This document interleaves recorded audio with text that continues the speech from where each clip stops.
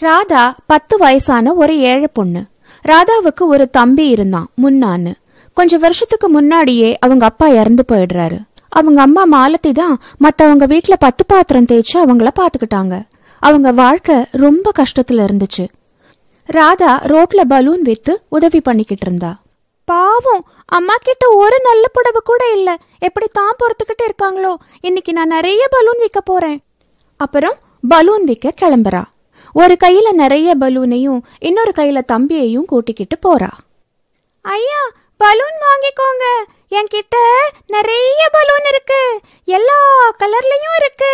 சிவப்பு இருக்கு, பச்சை இருக்கு, நீலம் இருக்கு. வாங்கிக்கோங்க ஐயா.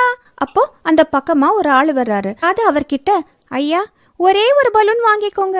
உங்க வீட்டுல சின்ன பசங்க இருந்தா உங்களுக்கு ரொம்ப பிடிக்கும். பலூன்லாம் எனக்கு வேண்டாம், போங்க இருந்து. வாங்கிக்கோங்க ஐயா. பாருங்க, என்கிட்ட எவ்வளவு அழகான பலூன்லாம் இருக்கு. வெறும் 3 ரூபாய் தான். மத்தவங்க இதே பலூனை 5 ரூபாய்க்கு விக்கிறாங்க. நான் 3 ரூபாய்க்கு தான் விக்கிறேன். ஒரு தடவை சொன்னா உனக்கு புரியாது.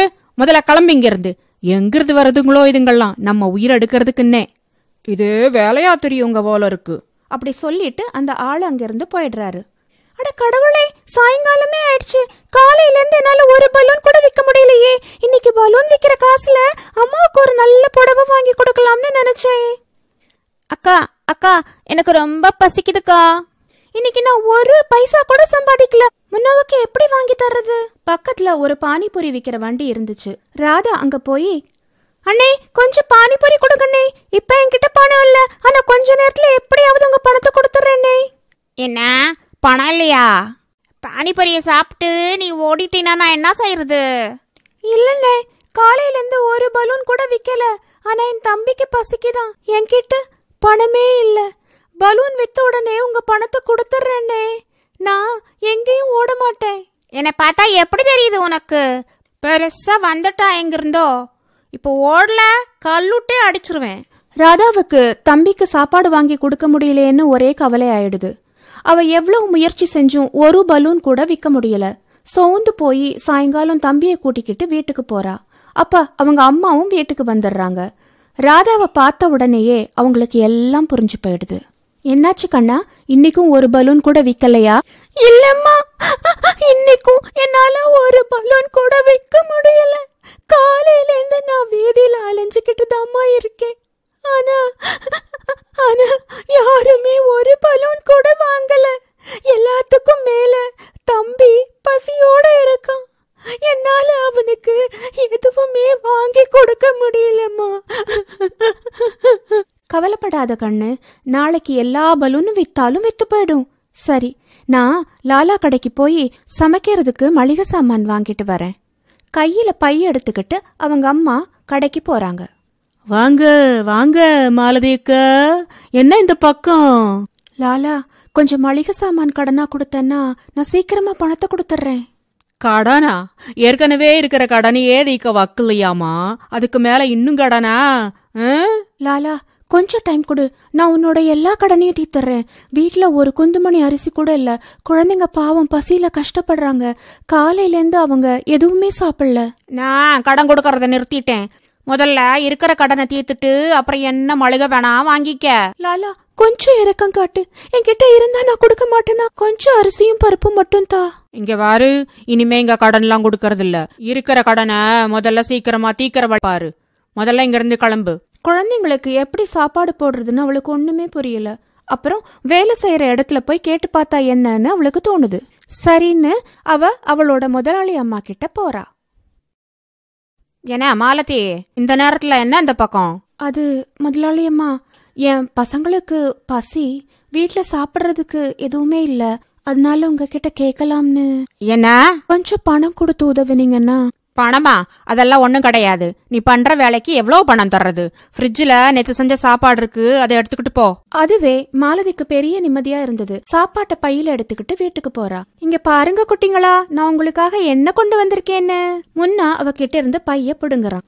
நல்ல அம்மா, எனக்கு பயங்கரமா பசிக்குது. என்னம்மா கொண்டு வந்திருக்க?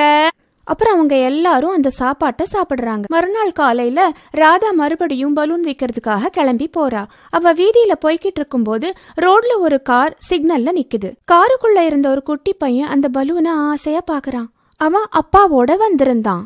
அப்பா அப்பா அங்க பாரு, என்ன அழகான பலூன், எனக்கு அந்த பலூன் வேணும்பா. ராதா அந்த காருக்கு பக்கத்துல போறா. என்ன அழகான கலர் கலரான பலூன், இது என்ன விலை? ஒரு பலூன் 3 ரூபாய் விக்கிறேன், ஆனா ஒன்ன மாதிரி சமத்து பையனுக்கு 2 ரூபாய்க்கு கொடுக்கறேன்.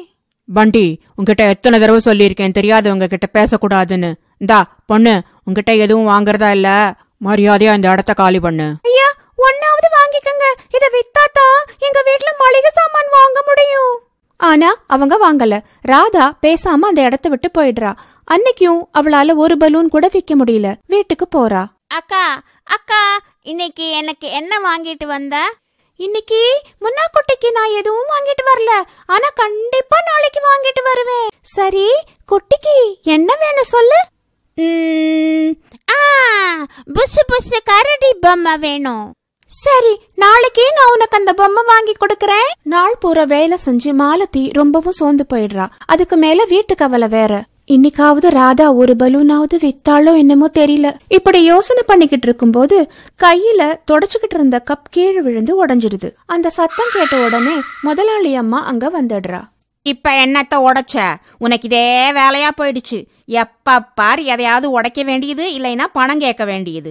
வெக்கமே இல்லாத ஜென்மம். மாலதிக்கு ரொம்ப அவமானமா போயிடுது. அதோடயே அவ வேலைய முடிச்சிட்டு சோர்ந்து போய் வீட்டுக்கு வர்றா. வந்ததும் தலை சுத்தி கீழே விழுந்துடுறா. அம்மா அம்மா, என்னாச்சு? அட, அம்மாவுக்கு பயங்கரமா காய்ச்சல் அடிக்குதே, இப்ப நான் என்ன பண்றது? ராதா ஓடி போய் கொஞ்சம் தண்ணி எடுத்துட்டு வந்து அம்மாவோட மூஞ்சில தெளிக்கிறா. அப்ப மாலதி மெதுவா கண்ணை திறக்கிறா.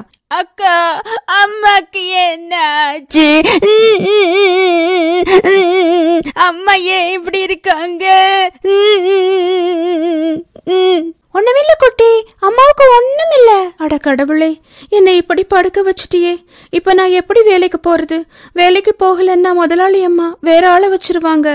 கிடைக்கிற 1-2 காசும் கிடைக்காது. அம்மா, நீ எதுக்கும் கவலைப்படாத, நாளைக்கு உனக்கு பதிலா நான் வேலைக்கு போறேன். ஐயோ, அம்மாவுக்கு மருந்து வாங்க கூட என்கிட்ட காசு இல்லையே, இப்ப நான் என்ன பண்ணுவேன்? உடனே ராதா முதலாளி அம்மாவோட வீட்டுக்கு போய் கதவை தட்டுறா. யார் நீ? என்ன வேணும் உனக்கு? நான் மாலதியோட பொண்ணு. அம்மாக்கு உடம்பு சரியில்லை, அதனால வேலை செய்ய நான் வந்திருக்கேன். நீயா? எனக்கு எல்லா வேலையும் தெரியும், கூட்டுறது, பாத்திரம் கழுவுறது எல்லாம். சரி சரி, போய் வேலை பாரு. ராதா வேலை செஞ்சுக்கிட்டு இருக்கும் போது முதலாளி அம்மா வந்து அவளை திட்டிக்கிட்டே இருக்கா. என்ன வேலை பண்ற? வீடு சரியா துடைக்கல, பாத்திரம் சரியா கழுவல, ஏற்கனவே எனக்கு தலைவலி, இதுல ஒன்னோட வேற போராட வேண்டி இருக்கு. அவளோட புருஷனுக்கு போன் பண்றா. ஏங்க, எனக்கு ரொம்ப தலைவலியா இருக்கு, காய்ச்ச வரும் போல இருக்கு, வரும்போது ஏதாவது மருந்து வாங்கிட்டு வாங்க. முதலாளி அம்மா பேசுனத ராதா கேக்குறா. அம்மாவுக்கும் இதே மாதிரி தானே தலைவலியும் காய்ச்சலும் இருக்கு. முதலாளி அம்மாவோட புருஷன் அவளுக்கு மருந்து வாங்கிட்டு வந்து அவளை சாப்பிட வைக்கிறான். மருந்து சாப்பிட்டுட்டு அவ கண்ணை மூடி ரெஸ்ட் எடுத்துட்டு இருக்கா.